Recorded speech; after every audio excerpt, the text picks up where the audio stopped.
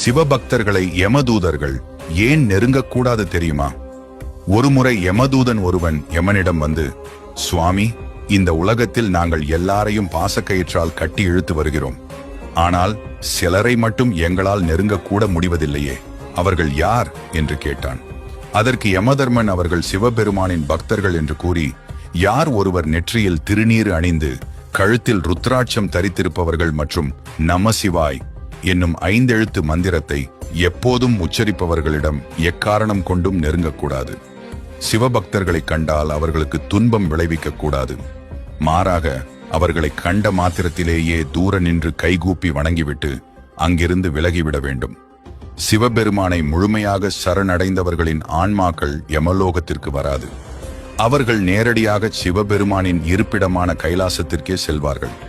எனவே அவர்களின் உயிரை பறிக்கும் அதிகாரம் யமதூதர்களுக்கு கிடையாது. சிவ தியான